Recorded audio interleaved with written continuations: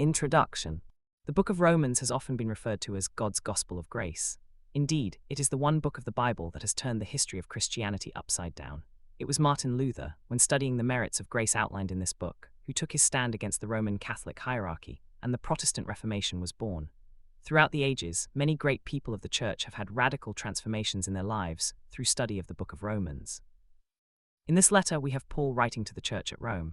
This letter is distinctly different than all the others Paul has written for two reasons. One, in the letters to the other churches, Paul was dealing with some pressing problem, a danger, an error in doctrine, or some immediate trouble was facing the church. In Romans, Paul is writing to a church he has yet to visit. Two, in the other letters, Paul had some personal involvement in the founding of that church, or he had personal contacts there. This is not the case in the book of Romans. Because of these reasons, we are able to view the letter as more of a doctrine of Paul's Christian beliefs. It is, without a doubt, the greatest work of systematic theology we have in Christianity. The letter is carefully constructed in terms of outlining Paul's position on biblical matters. This fact makes it an excellent resource guide for us to learn of Christian doctrine and beliefs. At the time of the writing of this book, Rome was one of the greatest cities in the world. Therefore, Paul, writing to such a city, sets forth the core issues of Christian faith and belief. As additional background, it is important for us to look at the reasons why Paul had such a strong desire to write to the church at Rome. We are given scriptural references to this.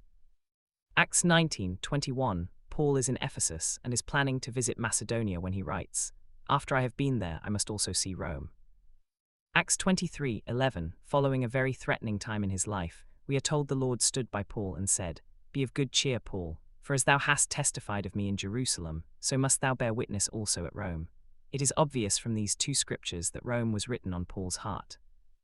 Romans 1:11, I long to see you that I may impart to you some spiritual gift to strengthen you. Romans 1:15, so I am eager to preach the gospel to you also who are in Rome.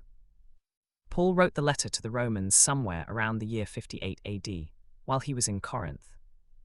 Being a systematic book, the importance of the early chapters is essential to our learning.